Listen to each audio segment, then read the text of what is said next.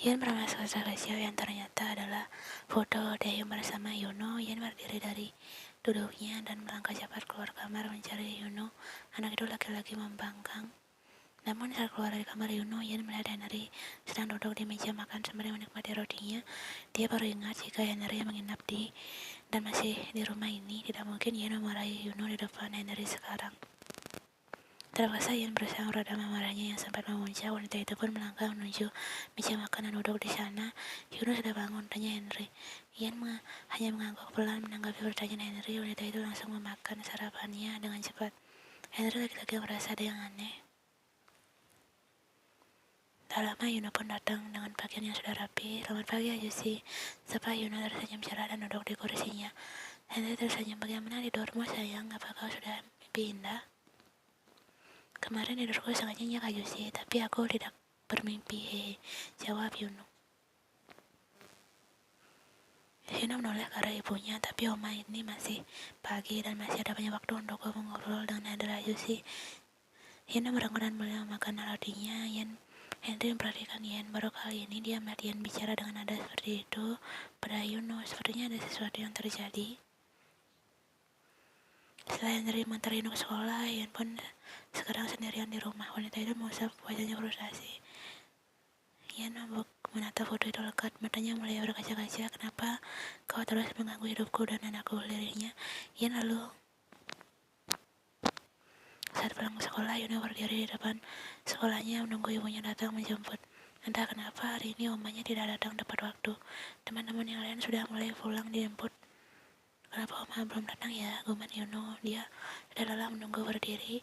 Sebenarnya jarak dari rumah ke sekolah itu tidak terlalu jauh jika naik bus, tapi jika jalan kaki lumayan jauh juga.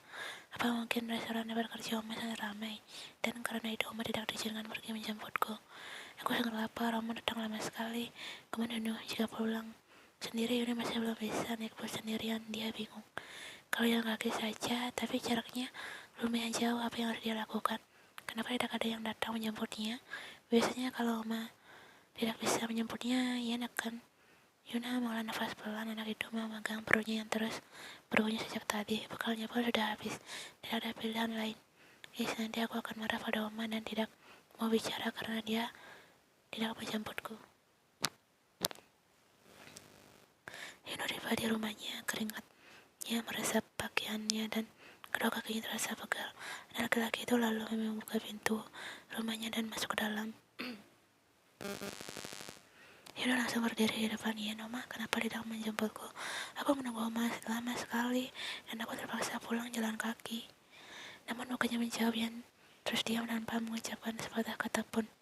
Yuna perhatikan ibunya entah kenapa. Oma, panggil Yuno. Oma sakit ya? Tanya Yuno lagi tapi tetap tidak mendapat jawaban dari Ian. Tiba-tiba Ian mengebrak meja, pada Yuno tersentak kaget. Anak itu melihat ke meja dan di sana terdapat beberapa sobekan kertas. Mata Yuno melebar. Oma, itu tubuh Yuno menegang. Dia mengulang kesalahannya lagi. Kau tidak mendengarkan apapun ucapan Oma. Desis Ian pelan namun terdengar menyeramkan. Oma, aku bisa jelaskan. Yuno meremas tangannya. Lidahnya tiba-tiba terasa gelus saat akan bicara. Ian langsung berdiri dari duduknya dan menarik tangan Yuno. Ucap Yuno merasakan cengkraman. Ian sangat kuat. Dia lagi-lagi ketahuan dan membuat ibunya mereka. Ian buka pintu dan mendorong tubuh Yuno keluar rumah. Kau sudah membohongi Oma lagi. Kalau begitu, sana cari ayahmu, jangan cari Oma. Kau lebih memilih ayahmu sampai kau tega membohongi Oma kan? Ian lalu menutup pintu dengan kasar dan menguncinya dari dalam. Oma, buka pintunya, maafkan aku. Seru Yuno menggedor-gedor pintu rumahnya, namun ibunya tidak kunjung buka pintu. Oma, buka, biarkan aku masuk. Panggil Yuno terus menggedor pintu, tapi itu percuma. Ibunya sedang marah dan tidak mungkin langsung memaafkannya. Tenggorokannya terasa sakit, terus berteriak. Yuno lalu menoleh ke arah samping dan melihat sobekan foto yang tadi sempat dilempar ibunya keluar. Yuno pun mengambil sobekan itu dan mengumpulkannya. Yuno menatap plakat fotonya bersama ayahnya. Apa lirih Yuno? Satu persatu air matanya pun menetes. Aku membuat Oma marah dan menangis lagi. Aku memang bukan anak yang baik. Oma marah dan tidak mengizinkanku masuk ke rumah. Aku harus bagaimana? Setengah jam kemudian Ian masih belum membuka pintu untuk Yuno. Sementara itu perut Yuno sudah mulai terasa sakit karena lapar sejak tadi. Oma, panggil Yuno lagi. Tiba-tiba pintu terbuka dan menampilkan Ian yang masih memasang wajah marahnya. Kenapa kamu masih di sini? Sana cari apamu. Kau membohongi Oma demi apamu kan? Jadi jangan panggil Oma lagi. Ian menutup pintu. Yuna memotong tempatnya, otaknya masih mencerna apakah yang barusan memarahinya benar-benar ibunya atau bukan. Air mata Yuna kembali menetes, kali ini lebih deras. Anak laki-laki itu langsung berbalik dan berlari pergi, menjauh dari rumahnya. Sambil menangis terisak, Yuna berlari menuju rumah kakek Li. Dia ingin menelpon apanya dan menyuruhnya untuk menjemputnya ke sini. Sesampainya di sana, kakek Li kaget melihat Yuna tiba-tiba datang sembari menangis. Yuna, kau kenapa? Aku yang menelpon apa? Aku ingin pergi menemui apa? Kakek Li mendengar keinginan Yuna pun bingung kenapa Bu Yuna tiba-tiba bicara seperti itu. Yuna, tenang dulu. Ayo masuk, ceritakan padaku apa yang terjadi. Kakek Li mengusap rambut Yuna dan membawa anak itu masuk dalam rumah. Yuna duduk di sofa sambil masih terisak. Datang dari dapur dan membawa air putih dan anak itu. Yuna langsung meminumnya hingga habis dalam sekejap. Sekarang cerita pelan-pelan. Oma tahu aku menyimpan foto apa. Dia sangat marah dan menyuruhku pergi mencari apa saja karena sudah membohonginya. Kakek Li, aku ingin mencari apa, antar aku ke tempat apa di Chef Yuno. Oma sudah tidak menyayangiku lagi. Kakek Li menghela nafas pelan. Yuno, ibumu hanya sedang emosi saja. Yuno menggeleng, tidak kakek, Oma benar-benar ingin aku pergi. Dia ingin aku mencari apa, dia sudah tidak menyayangiku lagi. Kakek tidak tahu cara pergi ke Seoul, Yuno. Kakek tidak pernah pergi jauh sebelumnya. Kalau begitu biar aku yang menelpon apa dan menyuruhnya untuk menjemputku kemari. Sekarang aku pinjam ponselmu kakek, aku ingin menelpon apa. Mendengar Yuna ingin meminjam ponsel kakek Li sesuatu. Oh iya, kakek ingat sesuatu. Yuna menatap kakek Li. Mengambil sesuatu, ucap kakek Li melangkah pelan menuju kamarnya. Tak lama kakek Li datang dengan membawa sebuah bingkisan di tangannya. Dia duduk di samping Yuno. Apa ini kakek? Bukalah. Yuno lalu membuka kotak itu dan dia terkejut dengan isinya. Wah, ponsel baru. Oh ya, dia bisa video call dengan apa, serunya. Yuno, kau kenapa? Tanya kakek Li sangat panik. Kakek, aku lapar. Kau belum makan. Yuno menggeleng. Oma tidak mau membukakan pintu untukku, jadi aku tidak bisa makan. Oma cuma tidak menjemputku sekolah. Aku lalu jalan kaki pulang ke rumah. Astaga, ibumu sangat kejam juga sedang marah. Kau tunggu sebentar, kakek akan menggoreng ikan untukmu. Yuno mengangguk mantap. Gak mau kakek.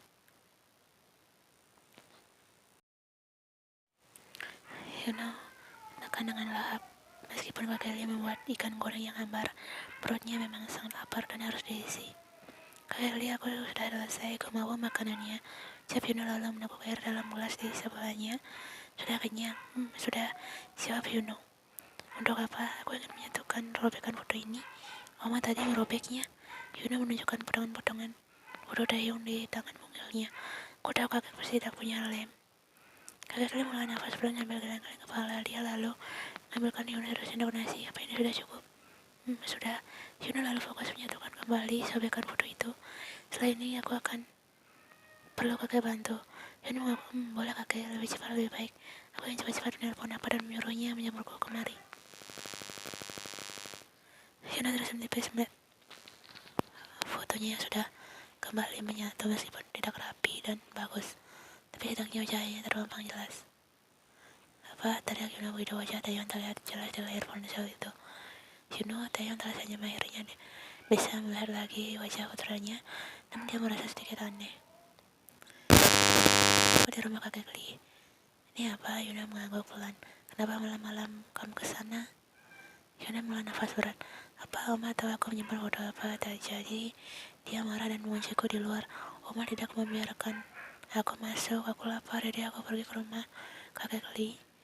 Nona, kau sudah makan kan? Sudah. Apa? Kakek Li membuatkan ikan goreng untukku. Jemput aku ke sini. Aku ingin bersama apa saja. Anak itu mulai menangis sampai mengusirku. Dia bilang aku telah berbohong padanya karena apa. Jadi sekarang mau menyuruhku untuk pergi mencari apa. Bahwa aku akan pergi bersama apa. Oma sudah tidak menyayangiku. Kakek Li yang mendengar itu ikut merasa sedih. Nono, Oma sangat menyayangi Nono. Tadi Oma itu hanya emosi saja. Dia pasti tidak benar-benar menyuruh Oma pergi. Yuna menggeleng, tidak apa, Oma sangat galak jika marah. Aku ingin bersama apa saja. Datanglah ke sini apa, aku ingin bersama apa. Taeyong tidak bisa melihat Hyunam dengan seperti ini. Mata dan hidung anak itu memerah. Baiklah, besok apa akan ke sana.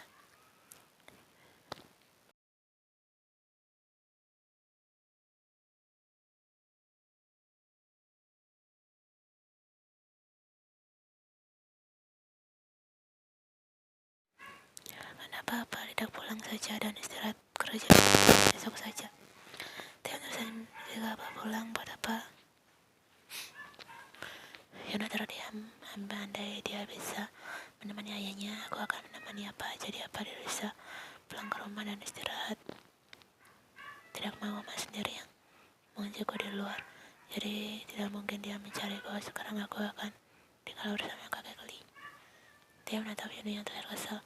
Lagi pula kenapa Yun sampai harus keras itu pada Yunu. Dia hanya anak kecil yang ingin melihat ayahnya. Dia merasa kali ini Yun. Nona bagaimana sekolahmu hari ini? Ibu guru mengajarkan. Tenang apa? Tanya Taeyong mengalihkan topik pembicaraan.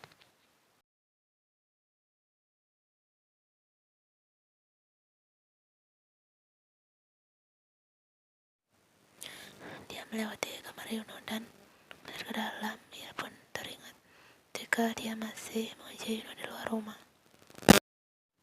Begitu Yan membuka pintu, sudah malam dan tidak ada Yuno di sana. Yuno kau di mana? Yan mencari ke segala sudut. Yan lalu mengetuk pintu tetangga dan saudaranya adalah teman bermain Yuno. Tapi mereka semua bilang Yuno tidak datang ke sana. Dan Yan meledak kencang, bagaimana jika anak itu benar-benar. Yan tadi sangat emosi hingga mengucapkan.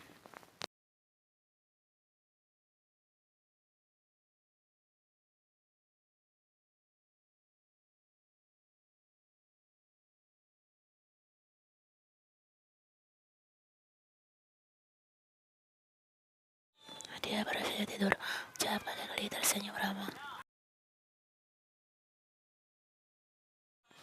Tentu saja, tapi sebaiknya jangan bangunkan dia, biarkan dia menginap di sini. Perhatikan, dia sangat kelelahan. Ia mengirim berbawanya saat melihat sosok anak kecil itu sedang duduk menyamping di tempat tidur kecil itu. Biasanya kakek Keli tidur di sana sendiri, tapi malam ini Ian perlahan mendekat dan duduk di samping Yuno. Dia mengusap rambut anak itu dengan lembut. Wajah Yuno terlihat sangat damai dalam tidurnya. Maafkan Oma, anak tadi Oma terlalu keras padamu. Mungkin kadang-kadang Oma juga menyakitimu. Oma tidak bisa mengendalikan emosi, tapi Oma tidak benar-benar menyuruhmu pergi. Oma sangat menyayangimu.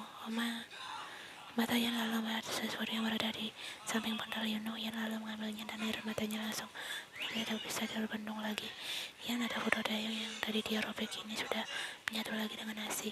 Tadi Yuno minta nasi untuk menyatukan sobekannya. Aku tidak mau ikut campur dengan masalah rumah tanggamu. Tapi tidak boleh aku memberi saran. Sebaiknya kau biarkan Yuno bertemu ayahnya. Saudara bertemu saja. Toh itu tidak akan merugikanmu selama orang punya kesalahan.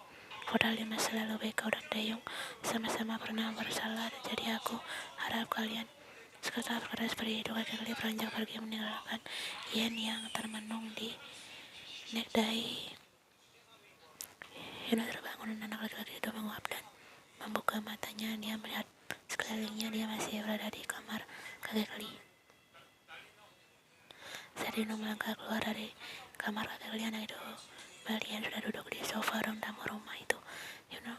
Yuno lihat begitu mendengar suara langkah kaki. Dia tersenyum melihat Yuno sudah bangun dan berdiri di depan kamera. Yuno sudah bangun, ayo pulang dan siap-siap ke sekolah. Yuno tidak menjawab dan langsung berbalik pergi masuk ke kamar. Yan berdiri menghampiri kamar itu. Yuno maafkan Oma, nak, buka pintunya. Tidak mau, teriak Yuno.